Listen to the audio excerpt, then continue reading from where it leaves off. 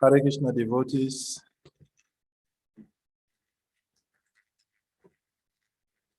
my respectful brothers and sisters of the Vaishnava devotees who are gathered on this platform. You are welcome to our daily SRIMAD BHAGAVATAM class. Today we are expected to be hearing from His Grace Sahadev Prabhu.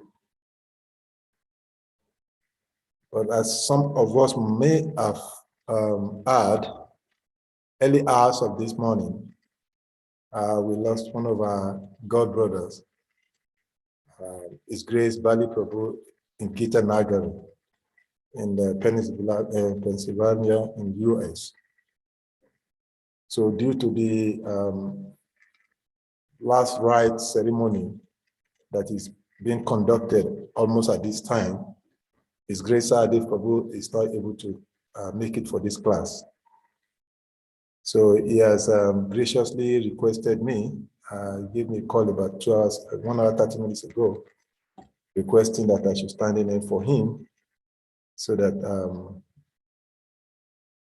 we can maintain the daily hearing of Srimad Bhagavatam from Shukadev Goswami. So I'm standing in for His Grace Sadi Prabhu. So we'll read the text. We'll try to share some few realizations, and we'll open up for devotees to make their contributions. Thank you very much for being here for this class. Hare Krishna. I hope everyone is hearing me. Yeah, Prabhu, we are hearing you. Okay, thank you very much, Mother. You're welcome. Okay. Today's Bhagavatam class is Srimad Bhagavatam, first canto, chapter 13. We are reading from text number 12. We are reading from text number 12 and 13.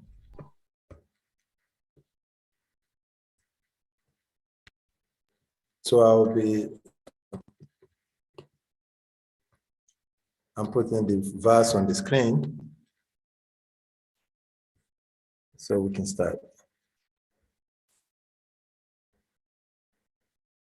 Om Namo Bhagavate Vasudevaya.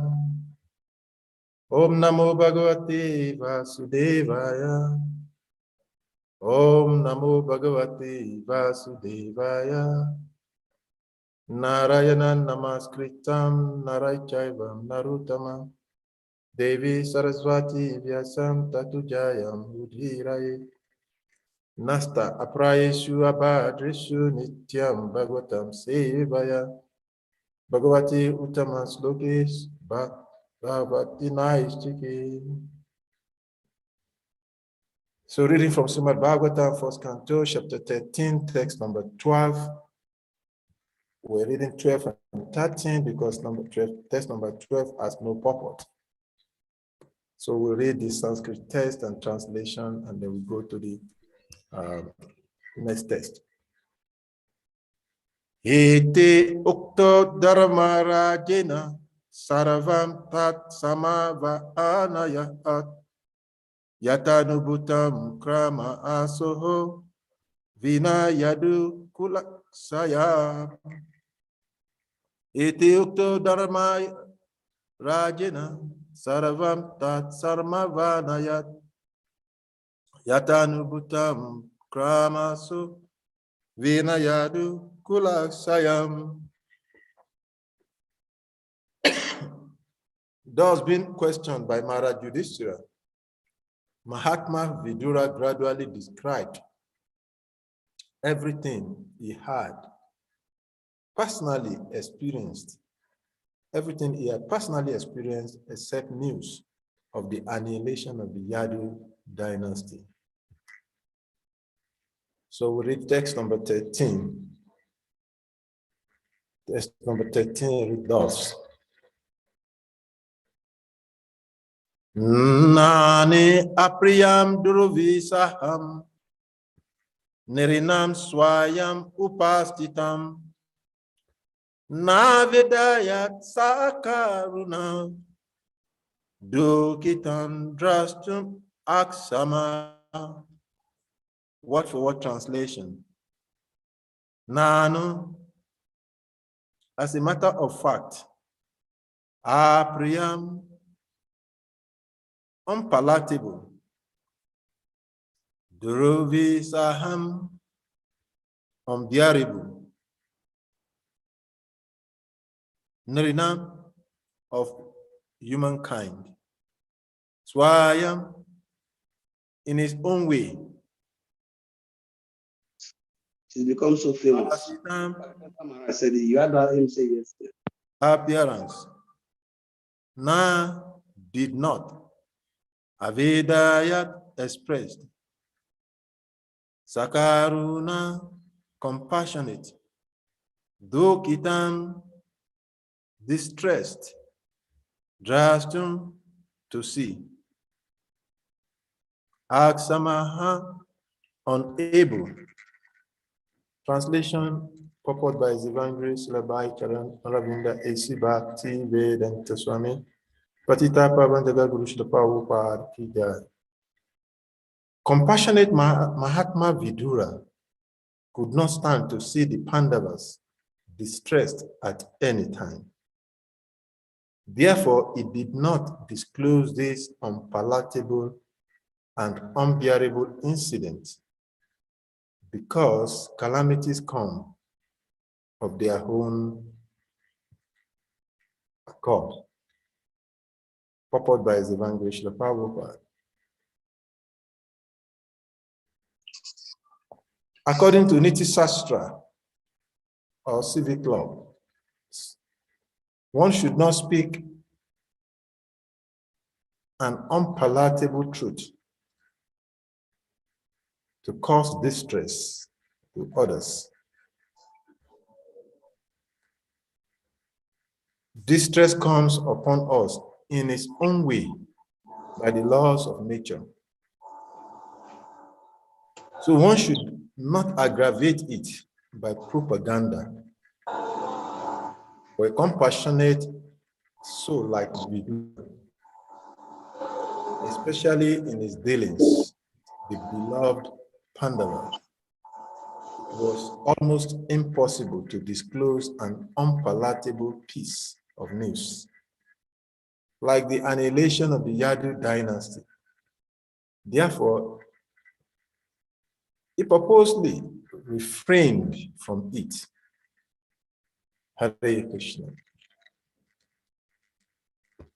Om Magyanam Timirandasya Gyanam Gyanam Shalapaya Shaksho Militam Jena Tasmai Shri Gurave Nama Sri Chaitanya Manobhistam Stapitam Jena Bhutale Swayam Rupam Kadamayam Dadati Swam Pada Antikam.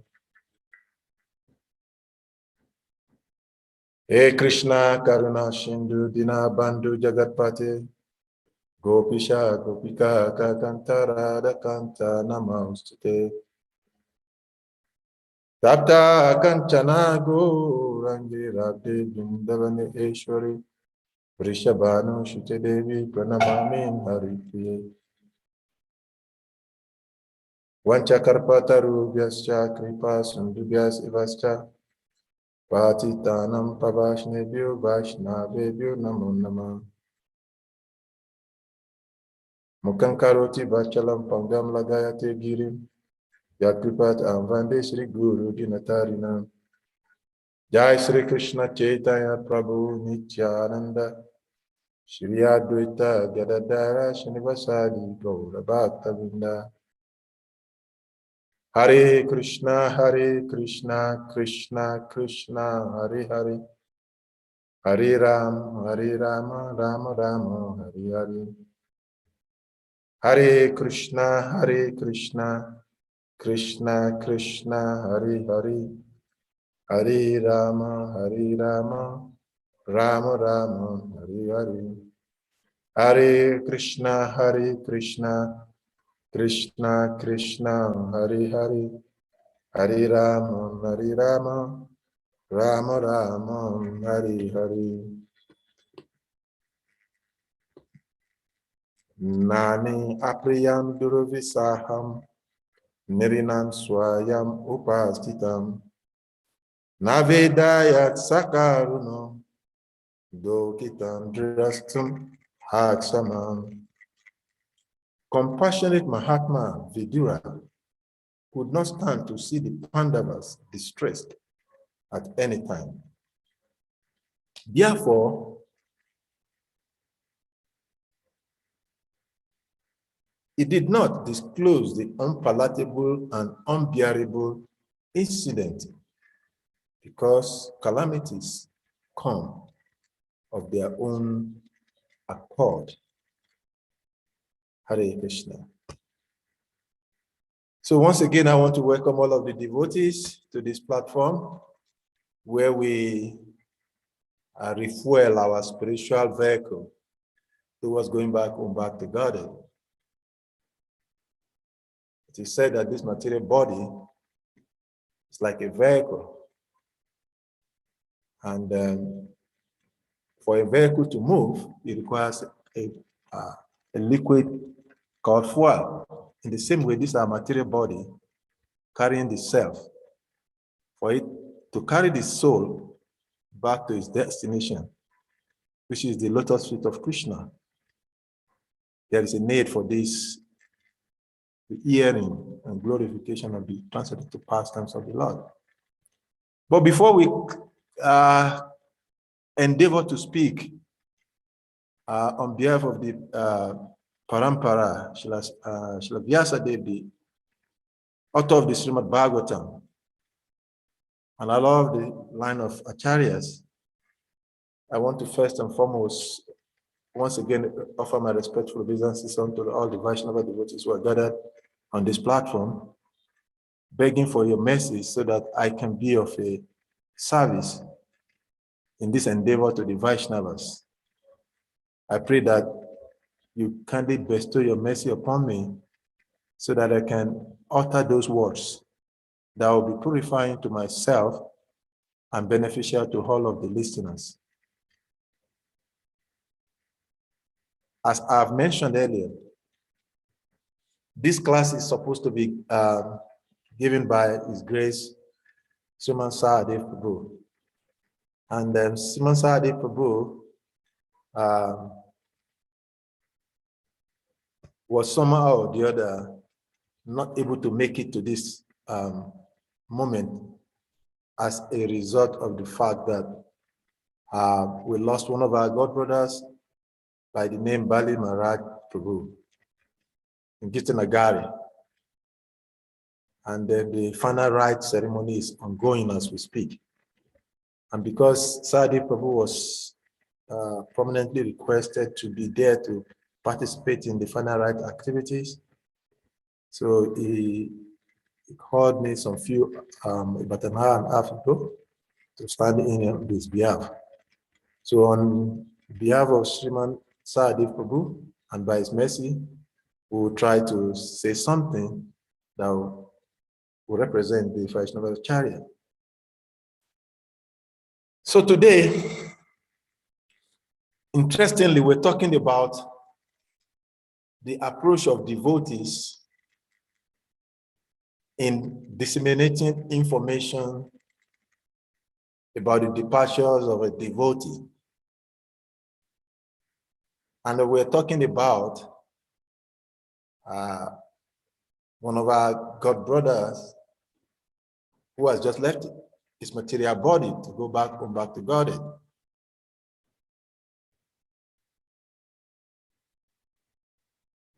Sri Vidura Mahatma, as it's been mentioned in the last couple of texts by Sri Goswami, is said here to be very reluctant. The word used in the text is compassionate Mahatma. Compassionate Mahatma, Vidura. This depicts the personality that is talking.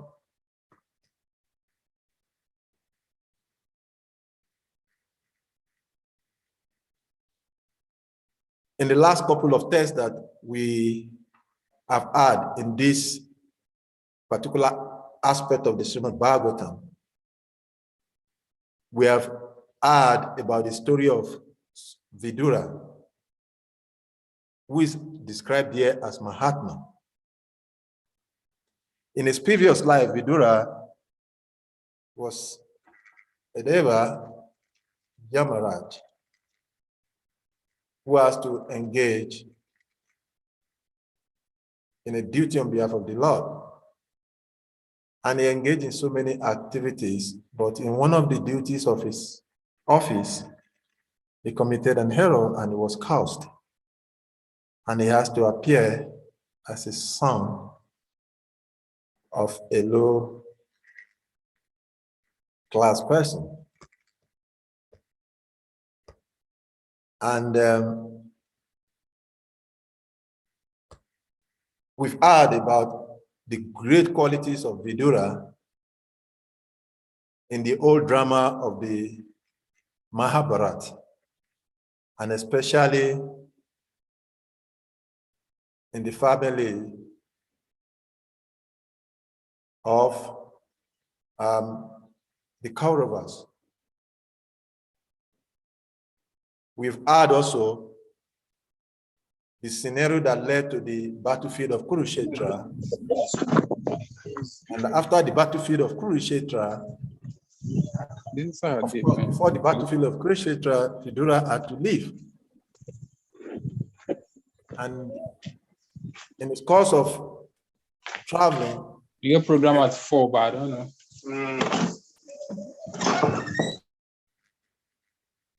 In its course of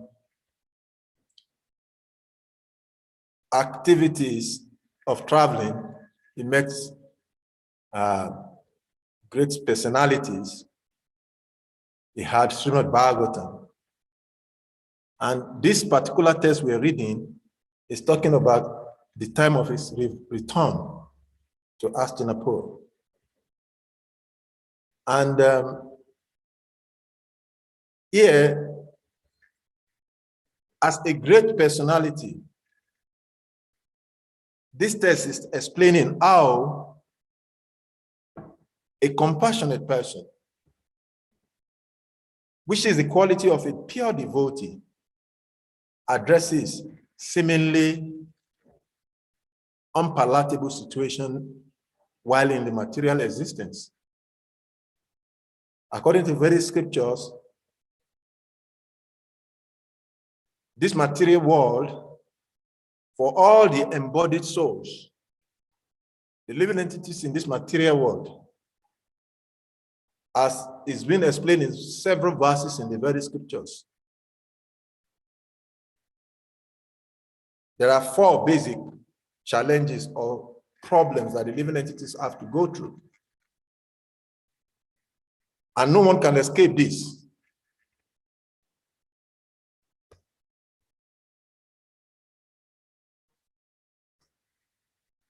No one can escape this. So because no one can escape these 4 difficulties, birth, death, old age, and disease. So it is being said in this verse here that everyone, particularly in the material world, has to go through a due to natural cause. It has to go through these miseries of material life naturally. And because of the nature of material world, which the Bhagavad Gita described in the chapter 5 of Bhagavad Gita, or chapter 8 rather, that this material world is dukkhalayam asaswatam. It's a place where these calamities, difficulties arises. And these difficulties, because they are not nature of the soul, is unpalatable and unbearable. So the living entity doesn't like it because it is not the nature of the soul to go through difficulties. So we naturally do not want to hear those things which are negatively affecting the soul, as death, birth, old age, disease, and the secondary challenges of the living entities, miseries that are caused by other living entities, miseries that are caused by our own bodies, miseries that are caused by higher devas. All of these are not natural to the soul. Therefore, it is very unpalatable, unattractive to the soul. So the soul doesn't want to like to experience it, neither does it want to hear about it. But they are natural cause that the one who has taken the material body has to go through. And we see that sometimes even the Supreme Personality of Godhead, when he comes into this material world, though he is not conditioned in any way, he expresses, he plays the pastime of seemingly going through challenges, because this is the nature of the material world. But in this verse, the most important thing is to not understand is that Vidura, who is a very compassionate personality, described here as a Mahatma, is teaching how to handle such situations when they when they happen, how one should relate to those situations when they happen to one. Of course, we should understand that the calamities that is being described here, which has to do with the annihilation of the Yadu dynasty, the family of Lord Krishna, are not something that is a misery, because the Yadus are eternal associates of the Supreme Personality of Godhead. And because they are eternal associates of the Supreme Personality of Godhead, they are not conditioned to the difficulties that the ordinary living entities go through in the material world. So in the second canto of the SRIMAD BHAGAVATAM, 4th chapter, text number 20, it is nicely explained in the last paragraph of the purport of that text. Srila Prabhupada explained that the annihilation of the Yadu dynasty was a material show created by the Supreme Lord. Otherwise, the Lord and the members of the Yadu dynasty are all his eternal associates. In other words, they are not subjected to this birth, death, old age, and disease, or the miseries that the ordinary living entities go through in the material world. But because they are in the material world to assist the Lord in his pastime, which is part of the reasons why the Lord descended to enact these activities for the ultimate purpose of attracting the soul who are entrapped in the material world to come back to him. As it is mentioned by the Lord himself in the Bhagavad Gita, wherein the Lord says that Jamma kama chamedi vyam ivam yo veti tatpota tatwa deha punar janma 90 mam. It is so, Juna, that what? That these transcendental activities of mine, although they seemingly look like material activities, they look like every other day activities that we see in the material world. In this material world, what is constant, what is constantly manifesting is that we see that there is death. Every day we see death, and people get old, and people fall into disease condition. So the Lord and his associate has nothing to do with this.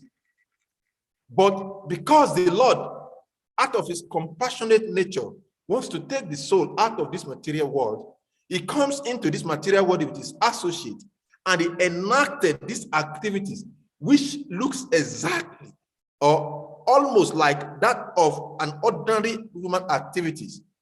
But in those activities, the Lord injected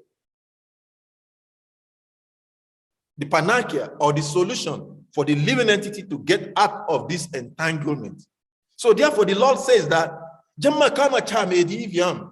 this divyam, these transcendental activities of mine, although looking like that of an ordinary conditioned living entities in the material world, if someone can understand them in truth, if one understand them in truth, 90 mam, 80. So Arjuna, that my dear Arjun, if one can understand these pastimes, these transcendental activities of mine, 90 mam, he will never take birth in this material world again. That is very guaranteed. So when we see all of these activities, it is actually the pastimes of the Lord. But because, just like in the material world, when somebody is diseased, especially when the doctors relate to the children who is sick, the doctor has to give a very bitter medicine to cure malaria or any other disease in the material body. But it quotes those medicine or solution to curing the disease of the material body in a sugar-coated tablet or capsule, and he gives that, and the child tastes that. Although the medicine in itself is very bitter because the living entity is already is in a very precarious situation, but because of this sugar-coated, because of the sweetness covering the bitter medicine, it takes it very easily. And after licking the sweetness, then he experiences the bitterness. So the Lord and his devotees also, they act like this. Vidura here, the activities of the Yadu dynasty annihilation is not a miserable activity. It's not a painful activity because it's just the drama of the Lord. But because he's acting in that capacity, just like an ordinary person, is acting under the arrangement of the Supreme Personality of Godhead. So he's applying the same techniques of a doctor treating a child patient. So he palatably give the dosage. Although there is this annihilation, it is not talking about it. And this is a big lesson for the devotees. That when situations happen, the difference between the devotees and the materialist is that a materialistic person naturally wants to give pain. So when the opportunity comes for a materialistic person, when he sees an abnormal situation or an unpalatable situation, he gratifies on that. He graduates that situation. He escalates that situation to give more pain. But the devotees of the Lord are different, are opposite in that even in the unpalatable situation, when a seemingly unpalatable situation is going on, the devotees administer such a situation in such a way that it looks like attractive activity. So Vidura here is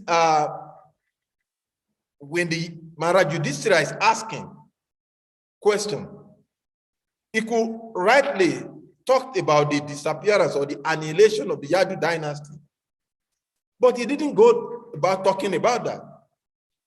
And this is the Vaishnava etiquette, that devotees does not talk about negative things. Devotees talks about those things that are enlivening, that elevates the consciousness, that attracts the mind towards the shelter of the Supreme Personality of Godhead. One of the most enterprising topic in a materialistic environment is gossip. But in opposite of gossip, the devotees of the Lord also talk, because one who has gotten the mouth, the tongue has to speak.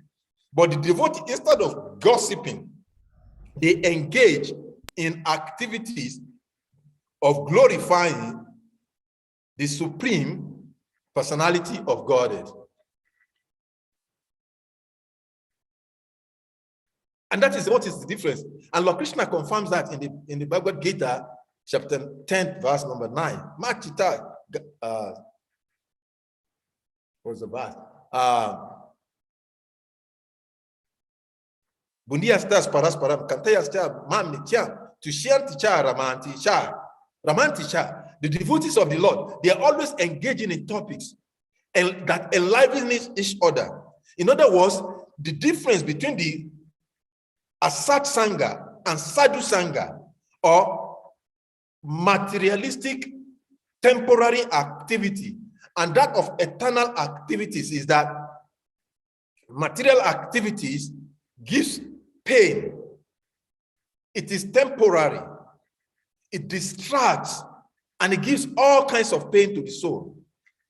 But that which is spoken, that is acted, that is enacted by the devotees, gives rise to what? The elevation of the consciousness of the self. When we look through the whole of the Vedic scriptures, when we hear the whole of the Bhagavad Gita, we see that the natural phenomena, we see that you never find those words that degrade the consciousness, that brings about bitterness. And we can see this in our lives. The moment we are feeling sad, we should understand we're in an unfortunate environment. And this gives us a guide how to develop association. In one of his lectures, Srila Prabhupada mentioned that one cannot avoid association. One cannot avoid talking for one who is in this body. Even the mystics, the sages, who wants to practice the austerity of silence, still cannot, because it is natural. But how to engage the act of speaking, the act of conversing, the act of associating is what is this fast that we're reading today is enacting. So Srila Prabhupada is mentioning in the purport, very brief purport, but it's explaining that what? That in the material world, distress comes upon us in its own way by the laws of nature. So why should they not aggravate such by propaganda? We see that sometimes, Adidas, probably, can you mute yourself? Can you please take care of that?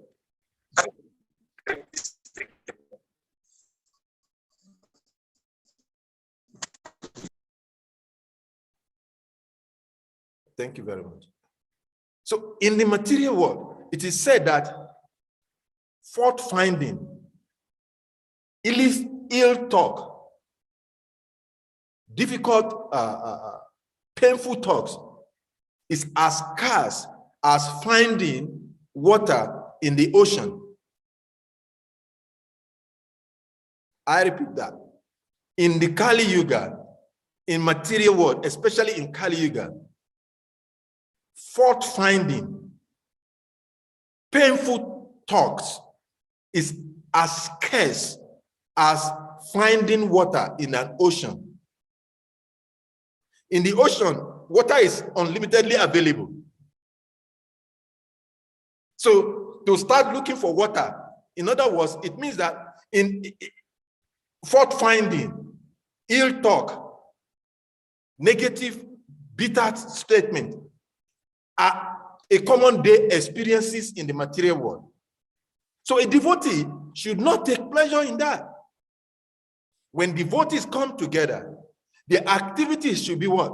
To talk about those things, to talk about those activities, to speak those words that enlivens this art, that encourages, that gratifies the art towards the satisfaction of the self. And that is why in the Bhagavad Gita, chapter 9, text number 2, Lord Krishna, when he was speaking to Arjuna, in the Bhagavad Gita, chapter 9, text number 2, Raja Vidya, the king of knowledge, when he's describing these topics about Krishna consciousness,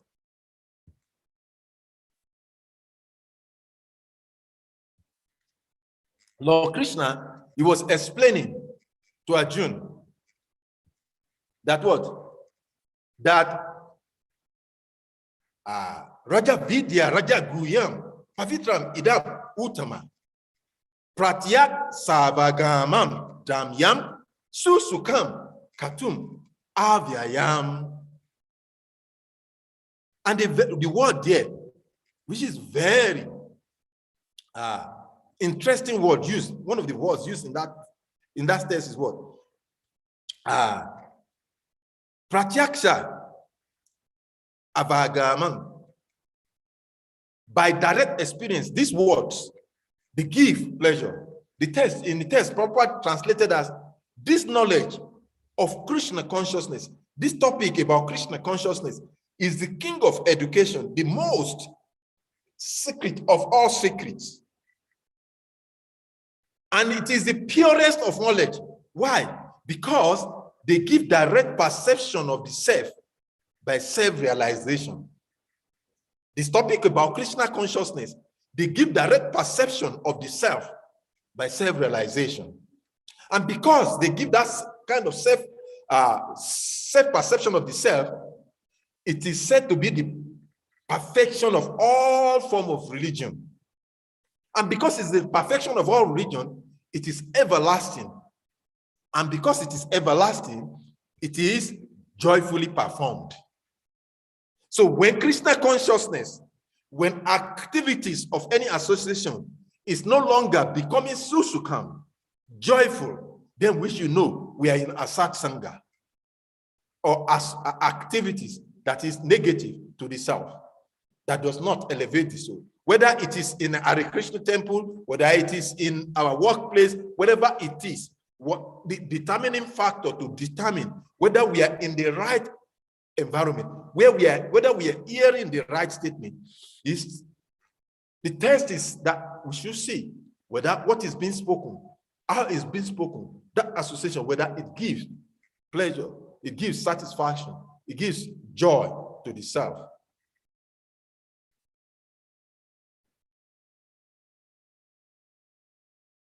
This is the essence of the purpose of this. The statement of Vidura in the text that we are reading this evening in Nigeria, that although Vidura understands, he knows all what is going on, but because it is the nature, the characteristics of a Mahatma or great personality is that it does not engage in anything, whether by word, by thought, by action, anything that gives distress to other living entities.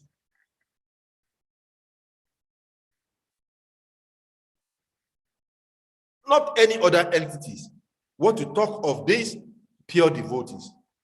So it is said that according to the Niti Sastra, ordinary living entity, anyone, nobody should be spoken to in such a way that the person starts shedding tears or he feels bad. What to talk of the devotees. And when we look at our association in Krishna consciousness, when we look at our centers, we look at our temples, we can see how our activities align or disagree with the tenets of Krishna consciousness.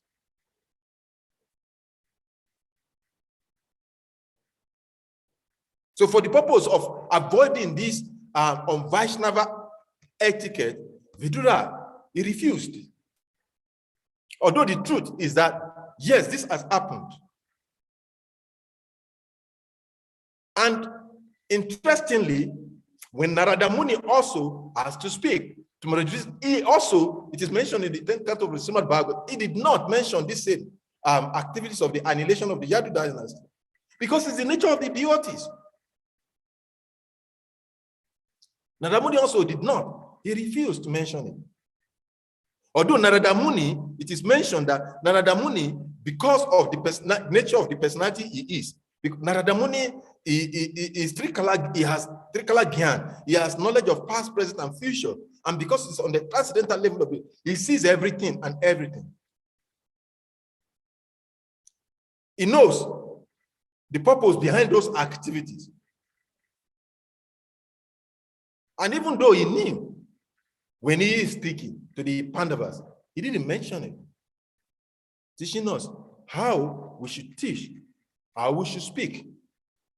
Sometimes in our preaching endeavor, in our Krishna consciousness preaching,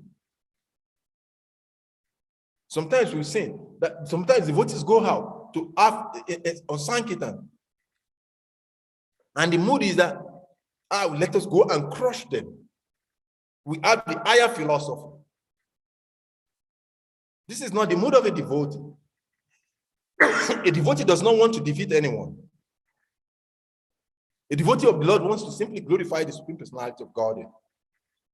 That is the mood of the devotee. The moment we come out to speak, the moment we come out to discuss in any circumstances, and the mindset is, I should win, then it defeats the mood of Vaishnava. It defeats the mood of a devotee of the Supreme Personality of God. So as a Krishna consciousness, aspirant, as a bhakta, as one who is aspiring to become a devotee, these are basic principles that we have to learn in our day-to-day dealings with devotees and non-devotees alike. And one can develop this mood of a compassionate person if one is humble. Most of the time, one becomes uncompassionate or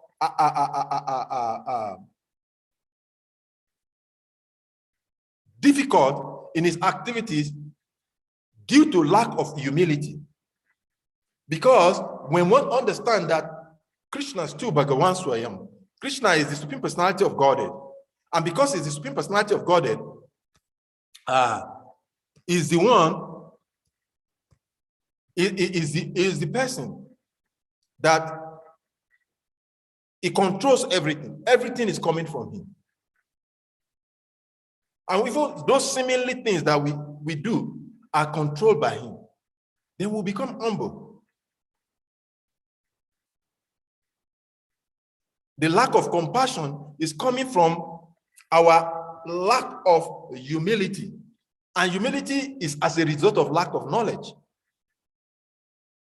And that is why it is mentioned that for one to be able to practice Krishna consciousness, one must acquire the basic fundamental quality, which is knowledge. And that is what Lord Krishna told Arjuna in the Bhagavad Gita. When Arjuna expresses his confusion to fight in the battlefield of Kurukshetra, Lord Krishna, he told Arjuna, he said, you are speaking so much of learned words.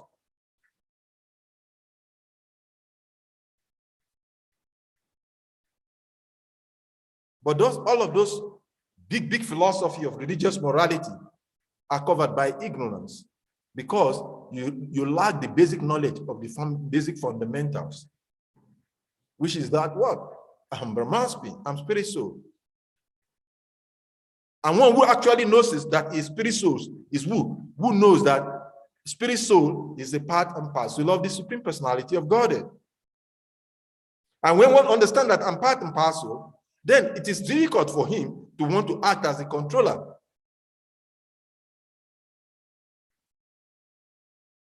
Our finding fault, our speaking harshly, our speaking negatively are all engendered by our exhibition, engendered by our lack of knowledge.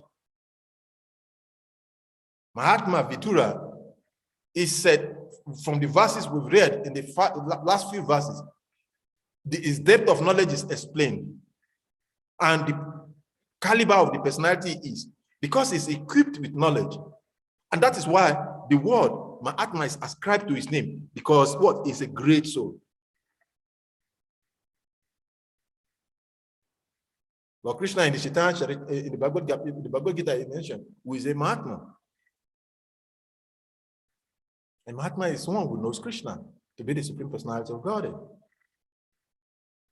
And when one is in that mood of knowledge of Krishna, it becomes easy. But although sometimes we say we are in Krishna consciousness movement, we're in this Hare Krishna movement, we sometimes call ourselves a devotee. And even when we are asked, we say that Krishna is the Supreme Personality of Godhead. But when we go back into our natural activities, we realize that actually by our thought, by our activities, we do not accept Krishna as the Supreme Personality of Godhead. Krishna is the Supreme Personality of Godhead means that one becomes humble. And that is knowledge. And that's what Krishna says. Of all the Vedic scriptures, of all of the knowledge, of all the Vedas, he is not only the compiler, but he is the knower of all the scriptures. And one who knows this is the knower of the truth. chapter 15, text number 19 of Bhagavad Gita, Lord Krishna, he mentions that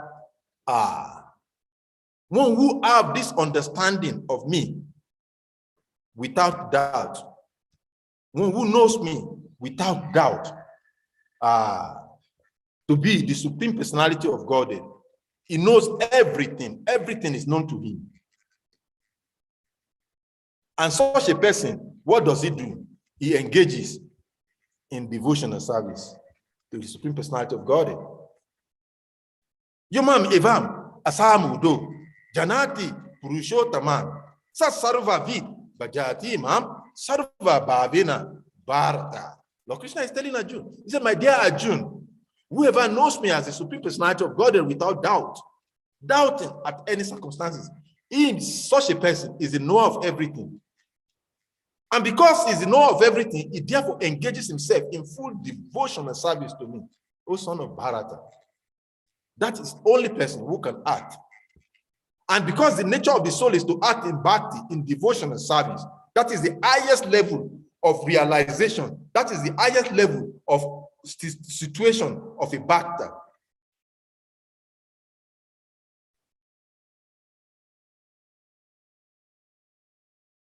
There is no highest level of attainment of the soul higher than becoming a bhakta. The gopis of Vrindavan are glorified because they are devotees of the Supreme Personality of God.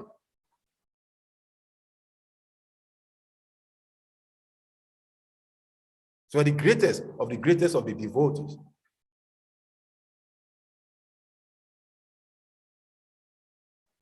So if one is agitatedly speaking or is agitated, it should be considered to be actually a muda, a foolish person, because he does not know. One who knows, he acts compassionately. Even when he sees something very wrong, he finds the best way to explain that, to share that in such a way that it becomes pleasing to the hearing of the hearer. And it's very significant here in the purport. Prabhupada was so nicely so explained that this being nice is not necessarily to just one who is a devotee.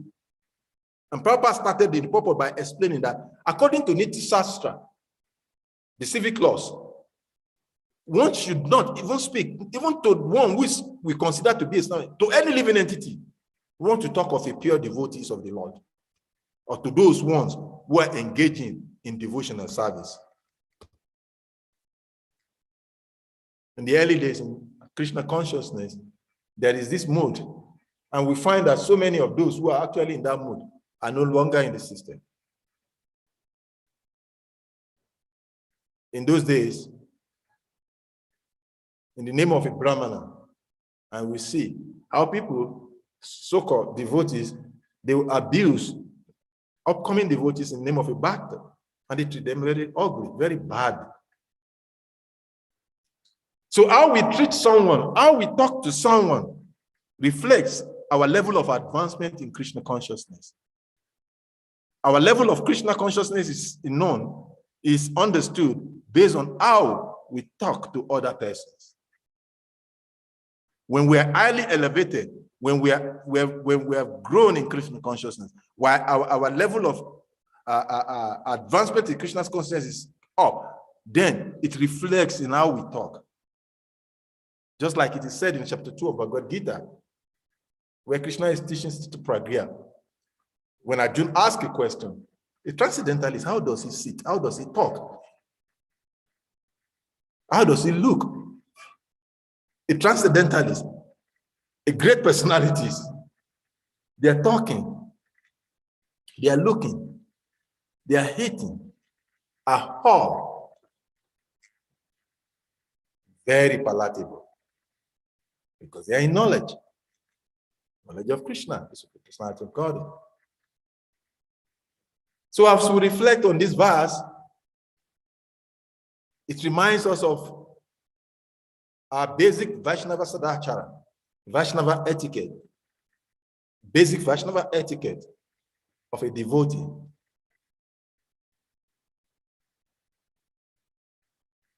A devotee is not one who say, I'm a devotee. A devotee is known by his character. Even in our Western philosophy, the Bible tells us that by their fruits they shall be known. We never see any great devotee, Ambarish Maharaj Yudhishthira, or any of the devotees, Prahlad Maharaj, even when he's being tormented by his demoniac father, still he was speaking very sweet words. That is the great quality of a devotee. So no one needs to tell us whether we're a devotee or not. We should check how we respond, how we speak. And even when a devotee falls down, a devotee commits abominable activities, how we escalate that kind of activities, or how we glorify a devotee doing very well in Krishna consciousness, it shows our level of also advancement in Krishna consciousness. To how we like to escalate the fall down of a devotee, or how we are attached or attracted to always glorify the good quality of a devotee. It explains how advanced we are in Krishna consciousness. That is the basic tenet this verse is teaching us. So we want to stop here so that the devotees can express, we can hear more realization from devotees in form of questions, comments, and contributions. We want to thank all of you for listening for this period, and we want to thank His Grace, Saradev Prabhu, for giving us the opportunity to render this service. Thank you. Ganga Prashad Prabhu. Hare Krishna Prabhu. Okay, thank you very much for the lecture. So let's take His Grace Ganga Prashad Prabhu. Please, Prabhu, unmute yourself and ask your question, Prabhu.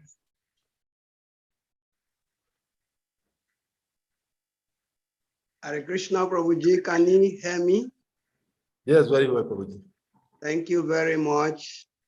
The first thing is, I'm just seeing that you have positioned yourself to accumulate as much blessings as possible from the disciplic succession by always standing in gap.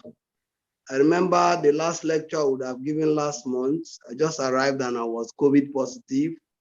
I could not speak because I have coarse voice, and I pleaded with you, and immediately, without anything, you just said you would do.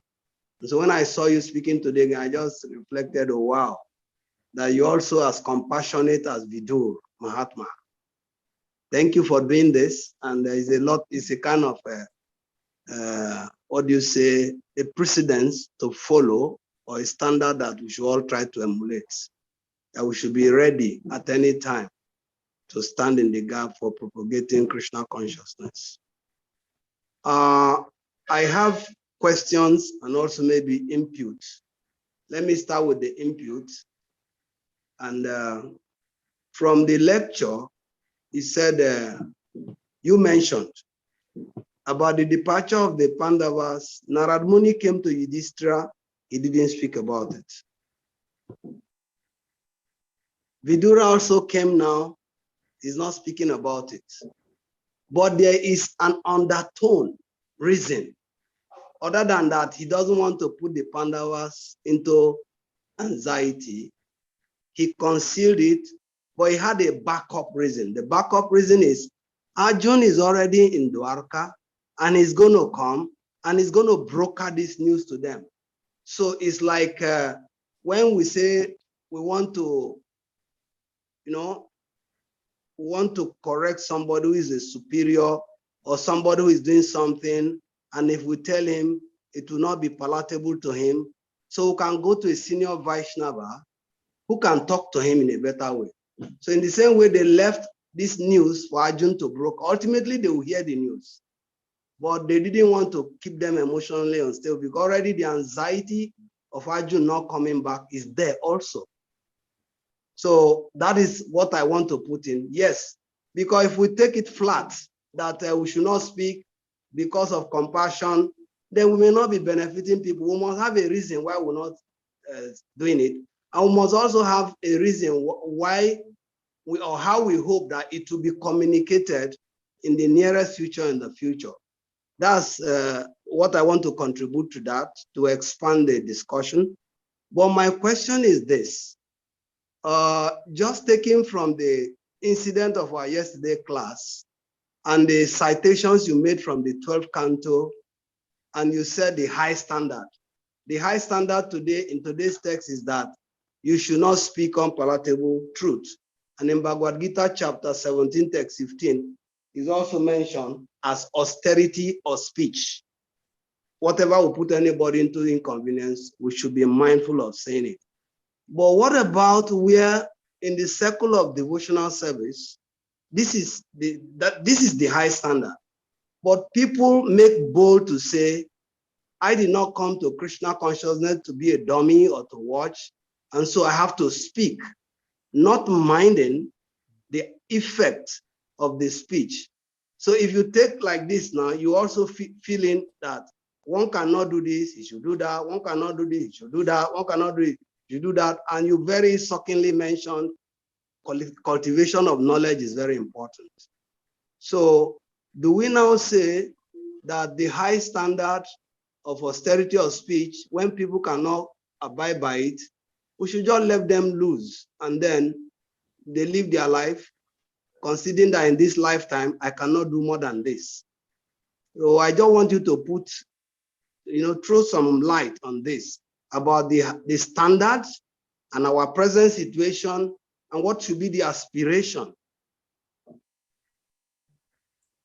Thank you very much, His Grace Ganga Prasad Prabhu, for the contributions. Before I speak, I want to acknowledge the presence of His Holiness Bhakti Damodara Swami Maharaj. You're welcome to the platform, Maharaj. Thank you very much for coming to give us your blessings. Yeah, and Ganga Prasad Prabhu, first, thank you. I want to thank you for your gracious, kind words of encouragement and the contributions that you gave.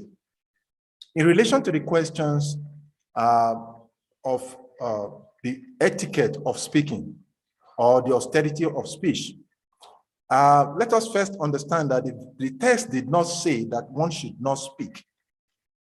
The text never said we shouldn't speak. What it says that even unpalatable truth should be spoken in a manner that is not hurting to the listener or to the person that the speech is being given to. In the particular case, Vidura, as you rightly said, is not speaking because the arrangement of the Lord, and that was why I quoted the second canto of SRIMAD BHAGAVATAM, 4th chapter, text number 20. Prabhupada explained the scenario behind Vidura not speaking. And he explains that in that purport that it's a long purport actually, but at the end of the purport, Srila Prabhupada explained that the annihilation of the Yadu dynasty was part of the Lord's activity. Specifically, it says that those activities is a show of drama of the Lord. If I can read again from that place, it says the annihilation of the Yadu dynasty was a material show created by the Supreme Lord himself. Otherwise, the Lord and the members of the Yadu dynasties are all eternal associates. So this is the pastimes of the Lord. And in the beginning of the lecture, so I referenced that statement of Srila Prabhupada because that is the scenario behind Vidura's particular disposition and his presentation at that moment when he's answering Mother Yudhishthira. He was speaking because he is part of the Lord's range of Lila, and he's speaking in a particular way. But the blessing behind it, as emphasized in the purport by Srila Prabhupada, is that Prabhupada wanted us to understand that, yes, there might be undesirable or unpalatable situations, but those kind of a thing, whether it is about a death of a devotee or a devotee fall down or any unpalatable situation, it should be spoken, the truth should be spoken in such a way that the act of the personality or anyone involved should not be agitated. And that is the lesson. And I bring it down to our own level that, okay, even in our own Sangha association, whether it's junior or senior, we should not glorify, or like the word Prabhupada used, we should not create a propaganda around a devotee's unpalatable activities. So the scriptures do not say that we shouldn't speak. The etiquette of speaking, if it's a senior person, the scriptures have told us we can get someone who is close to that person on his level or somebody superior to speak if we cannot speak. But if we have to speak with a straw in our mouth, we can humbly make a presentation. So it is never at any time saying that we should not speak. We should speak, but we should speak under the guidance as given by the Lord and his devotees. I don't know whether I answered the question properly. Thank you very much, Prabhu. Ganga Prashad Prabhu, you want to say anything more? Thank you for the input. I appreciate it. So we have Anadani Danam Prabhu wrote in the chat room. Hare Krishna Prabhuji, you spoke about about fault finding, and of course we are in a material world. And then again, Shastra made us understand that as a human being, we have 4 tendencies. To make mistake, to cheat, etc. And there is a proverb that said, 2 calabas on water will definitely touch each other. So to be mindful, this tendency is that a fault finding, or what does it mean when we say that Hare Krishna? Do you understand the question, or Anadani Dana Prabhu should ask? Yeah, I think I read that is explanation of it. Okay. Let me try to see if I can explain. Maybe it answers his question. Actually, in the course of lecture, I said something very, I quoted a phrase. I said, in Kali Yuga, it is difficult. Fault finding is like difficulty in finding water in an ocean. Fault finding is like so scared as finding water in an ocean. In other words, fault finding is a natural thing, common everywhere in Kali Yuga. So it is not something that is very difficult to see everyone. But if one is going to be devotee of the Lord, then he has to be free from those vices. That is what makes him a different person from a non-devotee. A devotee of the Lord tries to develop the quality of the Lord, and that's what makes him a difference.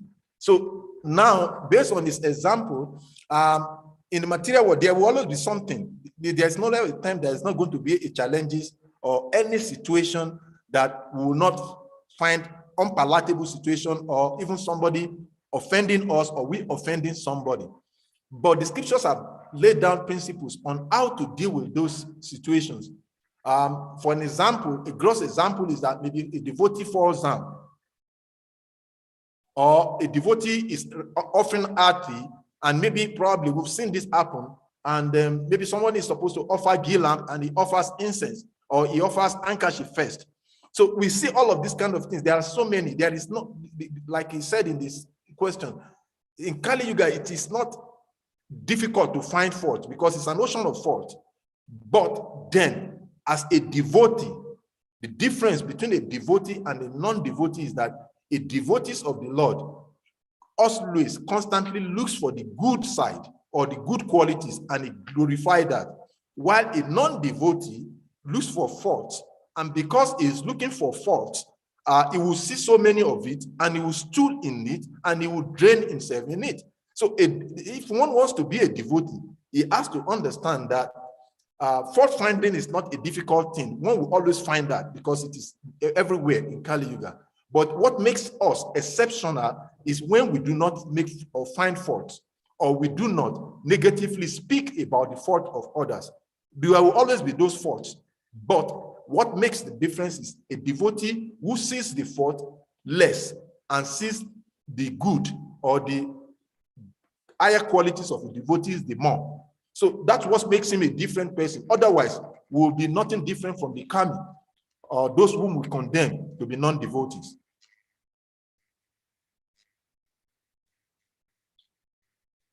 Thank you very much. I don't know if that answers your question. Anandi Nidana Prabhu, are you okay with that answer? And also, other devotees who want to ask question, please, you can indicate by using the raise hand emoji. I think the Prabhuji is okay with that answer. Okay. Maharaj, you want to contribute anything, Maharaj? You are here. Yes. Today's supposed to be His Grace Saturday Prabhu's day, but somehow he has His Grace Salika Prabhu to replace. I came for class, not the person. No, I know, Maharaj. I just saying that maybe in case you have something to contribute. No, I'm okay. I'm okay. Okay, Maharaj. Okay, Maharaj. Thank you very much, Maharaj. So, Prabhuji, you mentioned about the difference between devotees and the kamis is that the way the devotee try not to find fault. My question is that, like Prabhupada said, to call a spade, is it fault finding? Because somehow or the other, just like we say, Kali Yoga is the ocean of fault. There's going to be fault everywhere. That is 100% sure. But the truth that is there is that, but there's going to be some fault that you cannot just remove your eyes from. Let's say, for example, now, our movement now in terms of preaching is not balanced because the spiritual warriors, preachers, they have become old. And the young ones now, they are not in that mood.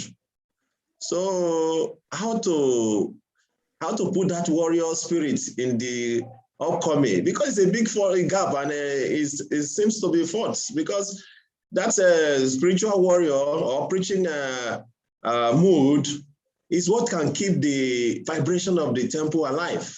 So what is missing? What is missing? Because no, the younger generation now, they're not in that mood. No, they don't want to deliver the word, just like the pioneers, they came with the mood, let us deliver the word, everybody wants to deliver, but now that mood is not there. What is going to happen? Thank you very much, Prabhu. There's a saying that the unrighteous, engaging in unrighteous activities is not the problem, but the silence of the righteousness or the righteous persons. So in other words, if the righteous says that because of, or a devotee says, I don't want to commit apparat, I don't want to make offenses, so I should not speak, then we will not preach at all. Then we will not say what is wrong. We will not preach. There will not be any need for preaching at all. We'll just become but the scriptures tells us that even the Bhagavat, a pure devotee, has to come to the level of Madhyama so that he can be able to explain it can give identification of, or it can identify mistakes and glorify the good activities. So that is what the scriptures tell us to do. But how we do it is what the verse we are reading today is emphasizing on. Like I said, when I was answering Prabhu Ganga's question, the scriptures never said we should not speak or we should not correct wrongs.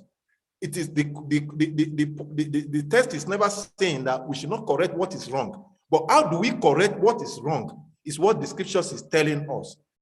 If somebody, the mood of a devotee is that when he sees something that is wrong, then he tries to find a way to correct the wrong without degrading the situation. Degrading the situation in the sense that without destroying the creeper or the seed of that devotee who is committing sinful activities, because he understands that in Kali Yuga, everyone is struggling to rise above the conditional qualities of Kali Yuga. So out of compassion, it corrects in a manner in which that particular devotee or persons who is committing lower activities get enthused or encouraged to do greater things. And if such a person... My question is different too. Okay. What I'm saying is that, you know, like our generation and the one that are following us, we are not seeing there. What I'm trying to say is that, my question is that, like the earlier senior devotees, those devotees before us who are like pioneers of Krishna consciousness, the mood was of a spiritual warrior. Let us go and deliver the word. Everybody was in the preaching spirit, you know, everybody, you know, go and preach. Everybody want to, you know, preach. Everybody want to deliver everybody. So the Christian word spread very fast. So what I'm saying is that, unlike today, the present generation, they are not saying they need to preach because they are seeing so many gaps, so many faults in the temples. So that spirit to go and preach is not there. Even when you go and preach, also you bring somebody in, somebody is already waiting for that person and condemn him and pollute him to tell him how this other person is like this, how this other person is like that. So how to revive that spirit of preaching? That is a spiritual warrior of, like Bhagavatam Swami Maharaj will say, that preaching spirit back, so that all the faults will gradually die down. Because when the preaching is going on, when the people come in, all these faults will not be loud. But when the old people when we are the only one who is around, the faults will be more and more louder. So how to come? That is my question, Prabhu. Okay, now I understand. Thank you very much. Yes. For the interjection. You see, the beauty of Krishna consciousness is that whatever questions we can have, whatever questions we have thought of, whatever question we cannot think of are already asked by the Lord's devotee to the Lord, and answers has been given. And let us go back a little bit. A few days ago, we celebrated the advent of Sri Advaita Acharya. Advaita Acharya, what did he do? When everything was collapsing, he took a mood. He cried for the appearance of the Lord and he invited the Lord to come to save the world.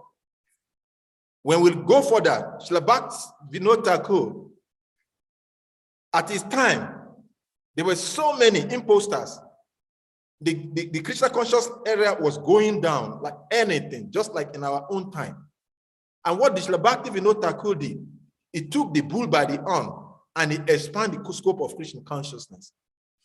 During Srila Bhakti Siddhanta Saraswati Thakur Goswami Maharaj, the same thing. Srila Prabhupada. If Srila Prabhupada was busy criticizing and condemning the activities of his god brothers in Gaudiya Math, he would not take the bull by the horn and come to the West to preach Krishna consciousness. In other words, what I'm saying is that the instructions of Lord Chaitanya Mahaprabhu is that when there is no one to lead, then if we truly know the truth, then what should we do? We should take the bull by the horn and preach Krishna consciousness and expand the scope of Krishna consciousness. So it is said that one may not be able to control or correct the whole world, but one angle one can correct is himself. So one can actually develop that exceptional preaching mood in such a way that it will become contagious, because just like material qualities are contagious, spiritual qualities are also the same. If we develop such a firebrand mood of preaching activities, for those who are ready in that level of consciousness, they will be attracted and we can expand the scope of Krishna consciousness. Those times we were talking about, it was because our gurus were present, because of the potency of their desire to preach. They were able to infect, just like someone infect one with COVID-19 virus just by contacting him. By their contacting the conditioned soul in this environment, they were able to infect them with the seed, with the virus of preaching Krishna consciousness. So if we also develop that so much of a mood, carry so much of preaching virus in us, we can infect others by such a mood. So the solution is in our hands, individually and collectively. And once we start doing something, we'll get others to become interested and attracted to it. And in this way, we can actually expand the scope of Krishna consciousness movement again. Thank you very much, Prabhu. I saw Ganga Prashad Prabhu's hand, so please, Prabhu, you can go ahead. Yeah, I have just some humble contribution, because your question is a very, very relevant observation of the moment, and it's a thing of concern. And I have three things to contribute, and it's not like an ultimate solution, but we can start from somewhere. Prabhupada himself, when in Gaudiya Math was boiling. But one thing is said that Prabhupada had very strong faith in chanting the holy name. He took shelter of chanting, and he was able to empower himself for the preaching that was seemingly not vibrant in Gaudiya Math. So following that precedent, we can deduce that even those who are not preaching now, you can see that even chanting they are not doing. I'm sorry to say, it's my observation. And that will never give them the scope of even thinking to preach. And Mahaprabhu's instruction is Yare Deka Tare Kaha Krishna Upadesh. So this is the first instance. Then about faults. In SRIMAD Bhagavatam, he mentioned Kalo Dosa Nidhi Rajan, Hasti Yeku Mahaguna, Kitanat, Eva Krishnasya, Mukta Sangha Param Vrajit. So Kali Yuga is ocean of faults, but then the intelligent people, they participate in Kirtan, and he said Kirtan can move you to liberated association, Mukta Sangha, association of the liberated. So I am thinking of seeing that there will be a need for people to be encouraged, even if they see all the fault, let them still be chanting. Because he said, Nam Nam Akari Bahuda Nija Sahava Saktis, Tatra Pita Niyamitas Varanena Kala, Itadrisita Bagwambe Mapi, do Daiva Midrisami Hajanina Ruraga. So unfortunate situation is that even though we see all of this, we still cannot empower ourselves because we are not interested in the holy name. And my last contribution, which is third, is that Prabhupada himself said, resolutions, dissolutions, no solution, chant Hare Krishna. Very much, Prabhu, for the wonderful contribution. Thank you very much, Prabhu. Thank you. So I'm not seeing any more hands up, and I don't know, maybe there's, maybe Maharaj, you want to say something regarding the question we asked? Maharaj, we should just continue. Maharaj said he wants to come, he wants to listen, but Maharaj, your contribution also is, you know, this is like a family, so sometimes I see the devotee, they contribute also, and they help the junior ones. Okay. Okay. Okay, I think Maharaj is, okay, Maharaj, want to, okay. Maharaj, go ahead, please. My contribution doesn't have any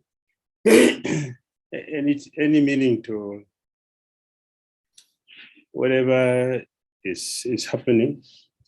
But I agree with Ganga Prasad Prabhu that while we are looking here and there, we are forgetting the main thing. You can never see someone who is falling, who is regularly, sincerely, and trying to avoid offenses, chanting sincerely, and be in a situation where we are. Except someone want to tell me that Krishna consciousness is not working. Otherwise,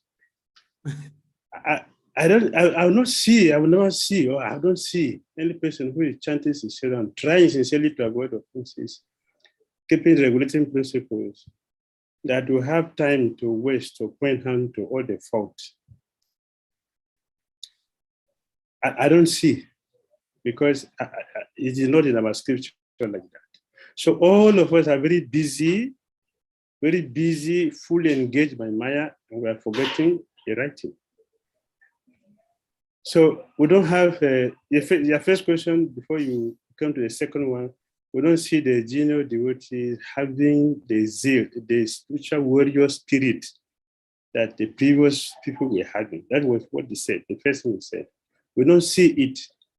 So why we don't see that, that is a problem as you work on that. If you work on that, the problem will not be there.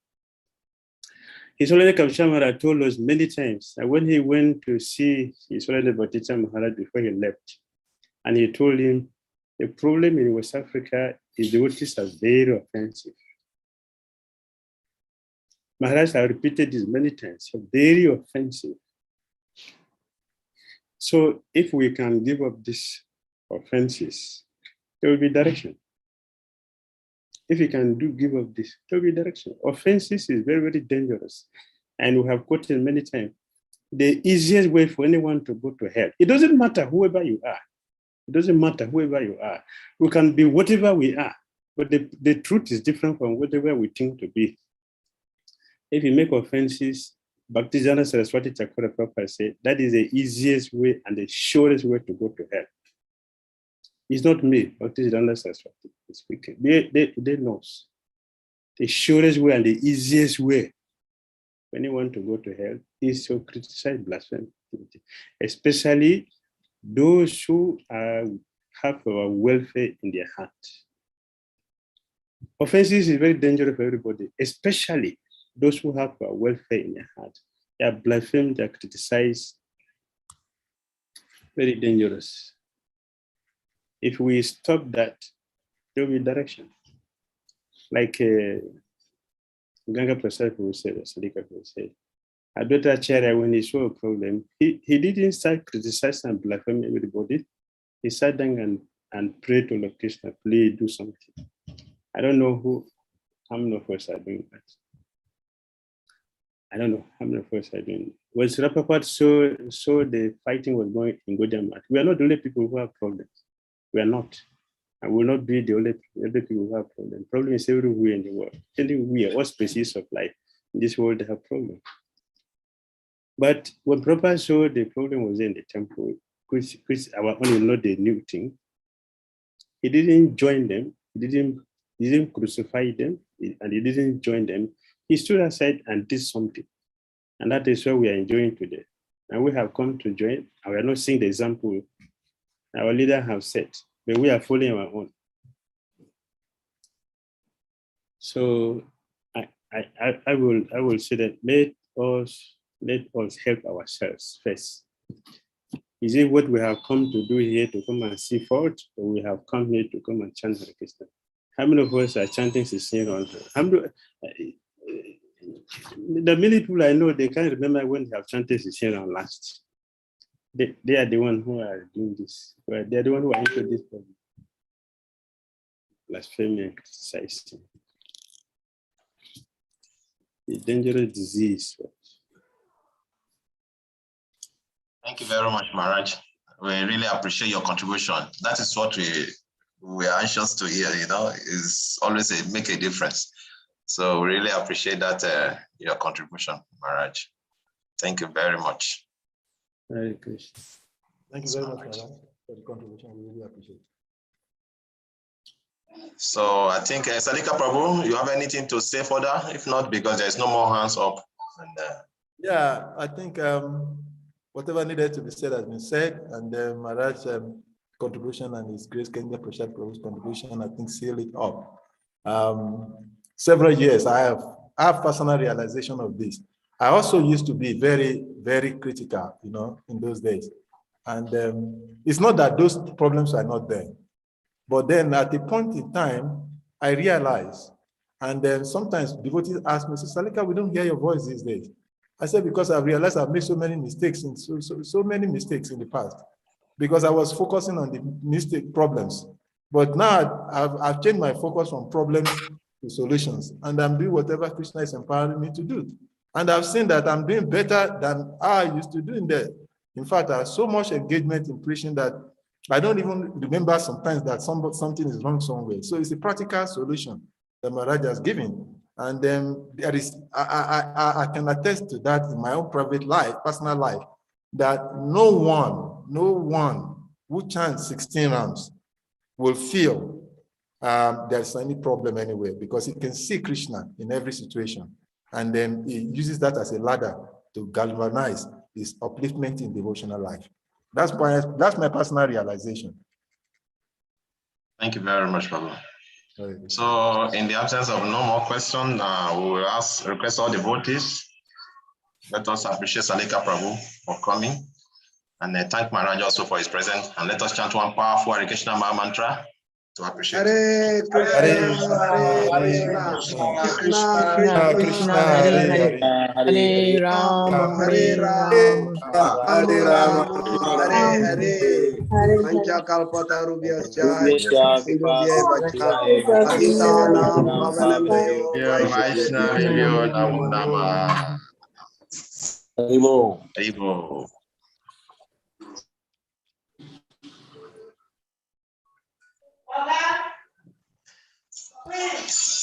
Let me hear you. Let me hear you.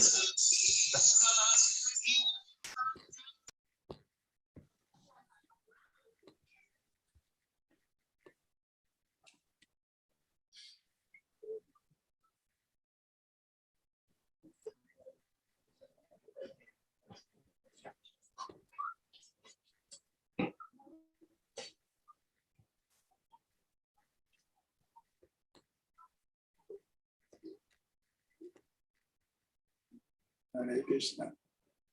Hare Krishna. Hare Krishna. Krishna Krishna. Hare Hare. Hare Rama. Hare Rama. Chaitanya Prabhu Daya Koro More Tuma Vina Ke Daya La Jagat Samsare Mabina Ke Daya La Jagat Samsare Patita Pavana Etu Bhagavatara Patita Pavana Etu Bhagavatara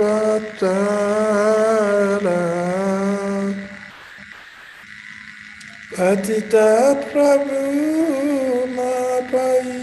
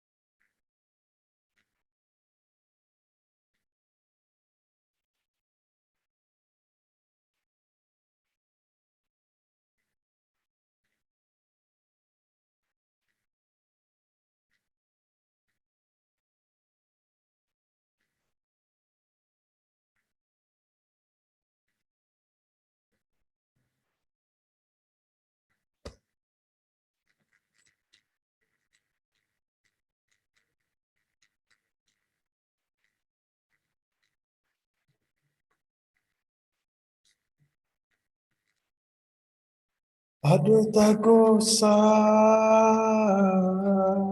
Aduyavita Shitayamita Patipa Shitayamita Sarup Sri Sanatana Paragunata Atarupsa Atana Ruparaguna Jiva Bhaktina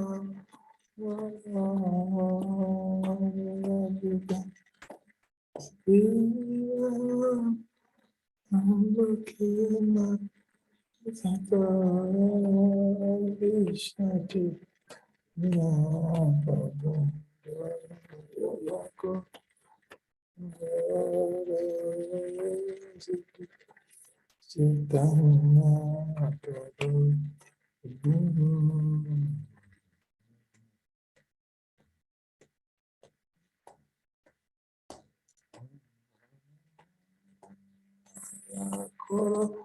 Siriacharya Prabhu Srinivasa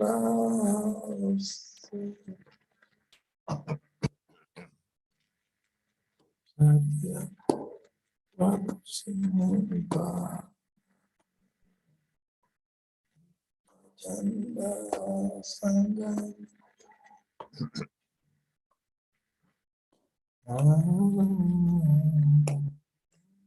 Chandra Sakamate Narutamamata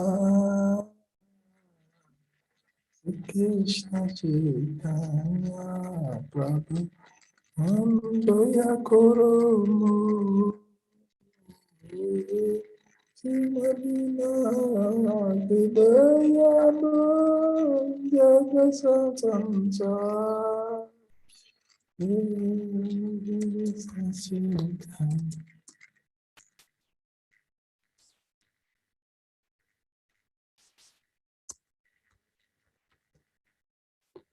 Hare Krishna, dear devotees, thank you very much for participating. We thank you very much for staying behind. May Guru and Krishna bless us so that we can increase our attachment to the lotus feet of the Lord. So we meet again tomorrow at the same time on the same channel. Hare Krishna. Sripe Prabhu Ki Jai. Thank you very much for coming. God bless you. Bye-bye.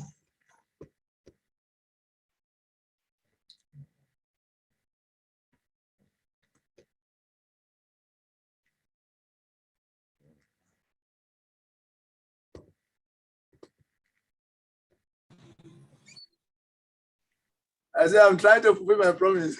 That's very good. That's very good. Ganga Baba, all Hare glory. Krishna. Thank you for your darshan. All glory. Thank you very Hare much. Krishna. All glories. All glories Hare to Krishna. God. Ji Salika, all glories. Thank you. Thank you very much. Hare Krishna. Hare Krishna. We are always at your lotus feet. And Yeah, we're trying to serve the still, devotees. Thank you for sharing. Sister Brahma Prabhu, I offer special dandavat at your lotus feet for the